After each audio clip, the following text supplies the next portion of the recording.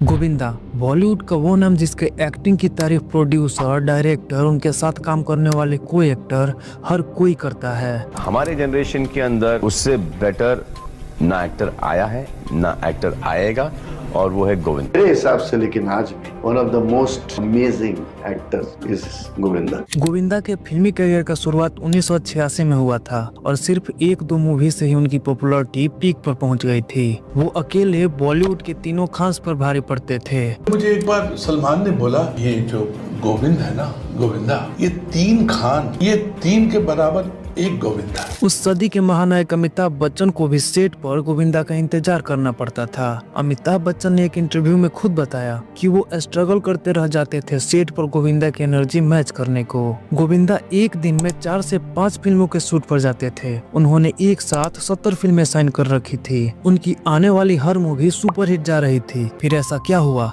कि Govinda film industry से almost गायब ही हो गए। पिछले 5 से 10 साल में उनकी एक भी बड़ी मूवी नहीं आई है। क्या इसके पीछे किसी का साजिश है? तो आज इस वीडियो में हम गोविंदा से जुड़े बहुत सारे सवालों के जवाब जानेंगे, जैसे कि उनका पूरा नाम क्या है, उनका बचपन कैसे रहा, उनके माँ बाप कौन थे, क्या वो भी फिल्मों से जुड़े थे, गोविंदा के फिल्मी करियर का शुरुआत कैसे हुआ, एक्शन और डांस के लिए जाने जाने वाले गोविंदा ने किसके कहने पर कॉमेडी स्टार्ट करी, कैसे गोविंदा एक सुपरस्टार बने और क्यों गोविंदा एकाएक इंडस्ट्री से गायब हो गए। वीडियो काफी इंटरेस्टिंग होने वाला है, तो वीडियो को एंड तक जरूर देखें।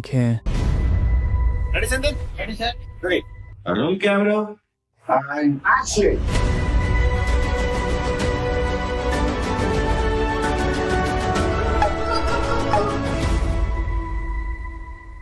गोविंदा का पूरा नाम गोविंद अरुण आहूजा है। उनकी माताजी निर्मला देवी और पिता अरुण आहूजा फिल्मों में आर्टिस्ट रहे थे और उनके बड़े भाई एक एक्टिंग इंस्टीट्यूट में एक्टिंग टीचर थे। गोविंदा के पिता ने 1948 में एक प्रोडक्शन हाउस खोला था और सहरा मूवी को प्रोड्यूस किया था, लेकिन वो मूवी इतनी बुरी तरह पिट गई कि उन्हें मुंबई से अपना बंगला बेचकर विरार के एक चौल में शिफ्ट होना पड़ा था और गोविंदा का बचपन चौल में ही बीता। सच है कि आप उनका एक बंगला था बालराघाट रोड पे। तो फिर after the film flopped then from Carter Road the family had to move to Virar. BCom पूरा करने के बाद गोविंदा ने कई जगह जॉब के लिए अप्लाई करी, पर अच्छी इंग्लिश नहीं होने की वजह से उन्हें कहीं जॉब नहीं मिला। I didn't get the job because interview भी दिया उन्होंने। I couldn't speak English। फिर उनके पिता ने उन्हें फिल्मों में काम करने का सलाह दिया। यहाँ से गोविंदा ने एक्टिंग में स्ट्रगल करना शुरू कर दिया। गोविंदा जब स्ट्रगल कर रहे थे तो उनकी मुलाकात बी.आर. चोपड़ा प्रोडक्शन ग्रुप के जनरल एडवर्टाइजमेंट मैनेजर से हुई। मैं विरार से 3-4 महीना स्ट्रगल करता था। सामने एक दिन बैठ के खड़ा था, दोस्त के साथ खड़ा होकर पान खा रहा था, तो बी.आर. चोपड़ा कैंप से वहाँ के जो जनरल मैनेजर हैं एड्स के, मिस्टर गुफी पेंटल, वो मुझे ले गए बी.आर. ऑफिस के और उन्हें एक एड में काम मिल गया जहाँ उनके सारे वन टेक ओके थे। तो मेरे सारे वन टेक ओके थे, जिसे देखकर डायरेक्टर बड़े खुश हुए। फिर उन्होंने गोविंदा को एक घंटे की शॉर्ट फिल्म दी। उन्होंने मुझे एक 1 आवर शॉर्ट फिल्म दी। अब समय था 80s का और 1986 में गोविंदा की लव 86, तन बदन और इल्जाम मूवी रिलीज हुई और ये सभी मूवी सुपर हिट रही। तब 21 साल बाद गोविंदा का पूरा परिवार चौल की दुनिया को छोड़कर मुंबई शहर वापस आया और यहाँ पर पिक्चरें भी आकर शुरू हो गई, रिलीज होकर हिट भी हो गई, तो लक ने थोड़ा साथ दिया, तो मेरी पूरी फैमिली अभी मुंबई में आ गई। उसके बाद गोविंदा ने 3 साल में एक के बाद एक 40 फिल्में करी, लेकिन 40 फिल्में करने के बाद भी गोविंदा को एक डिपेंडेबल एक्टर तो माना जाता था, लेकिन स्टार का दर्जा नहीं मिला था, क्योंकि उनके आगे खड़े थे अनिल कपूर।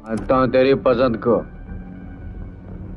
मस्का एकदम 1987 में जब अनिल कपूर की मिस्टर इंडिया आई, साल की सबसे बड़ी हिट बनी और अमिताभ बच्चन के बाद अनिल कपूर को ही अगला सुपरस्टार माना जा रहा था। वो 7 दिन के बाद पागलपन था, इतनी तारीफ की कि एक फिल्म से ही मुझे बच्चन साहब के साथ कंपेयर करना शुरू कर दिया। पर अचानक से अनिल कपूर का स्टारडम घटता चला गया। सिर्फ उनका ही नहीं, सनी देओल, संजय दत्त और जैकी श्रॉफ का भी स्टार बनने का चांस छिन गया और वो चांस छीना तीनों खान्स ने। अब सभी लोग इन 3 नए चेहरे को ही पर्दे पर देखना चाहते थे, लेकिन इन सब में गोविंदा एक अकेले ऐसे स्टार थे जिन्होंने 80s से लेकर 90s तक अपना स्टारडम बनाए रखा। और वो सब मुमकिन हुआ गोविंदा की आज तक जाने जाने वाली काबिलियत कॉमेडी की वजह से। लेकिन कॉमेडी से पहले गोविंदा अपनी एक्शन और डांस वाली फिल्मों के लिए जाने जाते थे, क्योंकि गोविंदा के पास डांस करने का एक नेचुरल फ्लो था। रिदम में बहुत कम लोग डांस करते हैं, इसके अंदर रिदम भरा हुआ है। तब एक्टिंग और डांस के लिए जाने जाने वाले गोविंदा को कॉमेडी करने का सलाह दिलीप कुमार साहब ने दिया था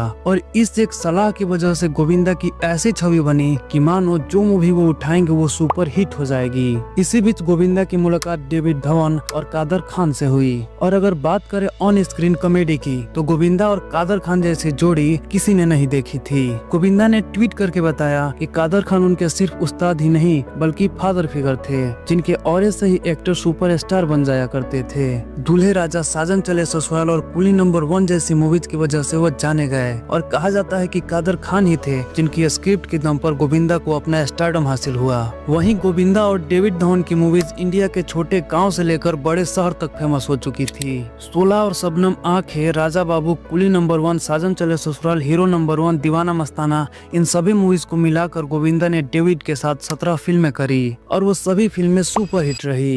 फिर ऐसा क्या हुआ कि 20s में गोविंदा को अचानक से काम मिलना बंद हो गया। डेविड धवन जैसे डायरेक्टर भी उन्हें इग्नोर करने लगे। कोई भी गोविंदा के साथ काम करना नहीं चाहता था। इस पर गोविंदा का कहना था कि उनके खिलाफ एक साजिश रची जा रही है।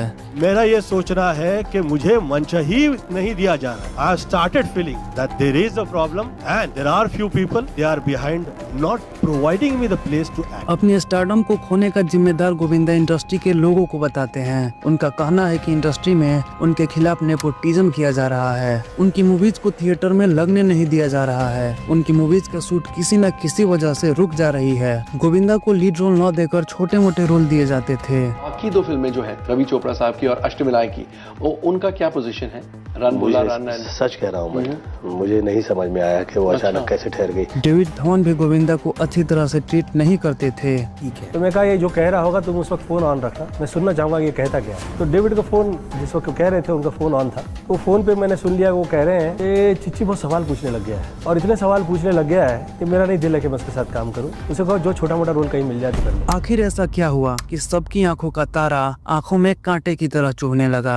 दरअसल 1999 तक सब ठीक चल रहा था, लेकिन अर्ली 20s में गोविंदा के करियर में एक अचानक से गिरावट देखने को मिला। अब लोगों के टेस्ट में थोड़ा सा बदलाव आने लगा था। जहां पर स्लैपस्टिक सी कॉमेडी चला करती थी, वहीं अब लोगों को सिचुएशनल फिल्में ज्यादा पसंद आने लगी।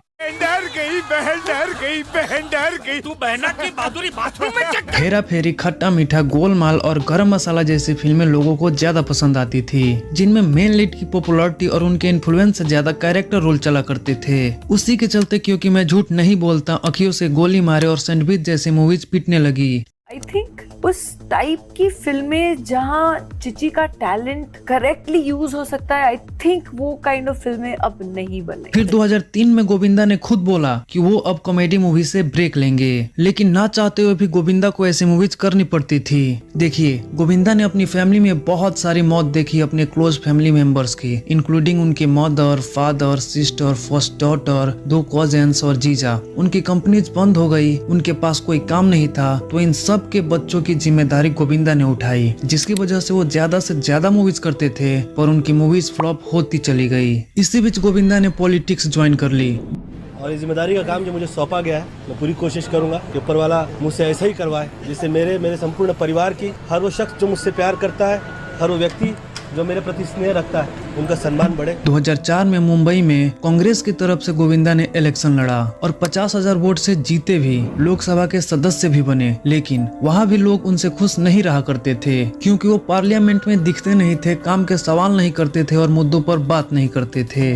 आपने आज तक संसद में खड़े होकर के अपने कंस्टिट्यूएंसी के लिए क्या सवाल पूछे? एक सवाल नहीं आपके नाम से लिस्टेड। यही शिकायत फिल्म इंडस्ट्री के लोगों की भी थी, क्योंकि गोविंदा अब हिट नहीं दे पा रहे थे, तो इंडस्ट्री के लोगों में ये बात फैलने लगी कि गोविंदा काम की कदर नहीं करते थे, लेट आया करते थे, उसी का खामियाजा उन्हें भुगतना पड़ रहा है। उस इंसान ने टाइम की कदर नहीं की, आज टाइम ने उसकी कदर छोड़ दी। ये तो पूरी इंडस्ट्री बोलती थी कि उसको साइन करो तो लेट आता है, लेकिन एक इंटरव्यू में एक डायरेक्टर ने बताया कि 90s के टाइम पर सभी हीरो लेट आया करते थे। चूँकि गोविंदा एक आम फैमिली से थे, उनका इंडस्ट्री में कोई गॉड फादर नहीं था, इसलिए उन्हें कोई भी कुछ भी बोल के चला जाता था।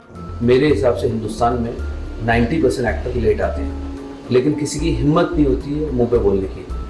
पर ये क्या एक सिंपल घर से बिलोंग करता है, तो लोग इसकी एडवांटेज लेते थे, गोविंदा आया नहीं। एक बार गोविंदा ने रजत शर्मा के शो आपकी अदालत में कहा था कि उन्होंने हॉलीवुड की मूवी अवतार को रिजेक्ट करा है। ये कि आपने हॉलीवुड की ऑफर मिली थी बड़ी फिल्म की हीरो बनने की, उसको भी ना कर दिया था। अवतार। इसी वजह से लोग कहने लगे कि शायद गोविंदा का मानसिक संतुलन खराब हो गया है। खैर, इन सबके बीच गोविंदा की 2 मल्टी स्टारर मूवीज आई जो हिट भी रही, जिसके बाद लोगों को लगा कि अब गोविंदा का कमबैक हो जाएगा, लेकिन ऐसा नहीं हुआ। अब चाहे गोविंदा का सफर जैसा भी रहा हो, कोई चाहे उन्हें कितना भी अनपंचुअल बोल ले, लेकिन उनके एक्टिंग की तारीफ हर कोई करता है। तो आपको गोविंदा की एक्टिंग कैसी लगती है कमेंट करके बताइए। वीडियो अच्छी लगी हो तो वीडियो को लाइक कीजिए, और अगर आप ऐसे ही किसी और स्टार की स्टोरी देखना चाहते हैं तो वो भी कमेंट करके बताइए, और जाते जाते चैनल को सब्सक्राइब भी कर दीजिए। फिर मिलते हैं एक और नए वीडियो के साथ।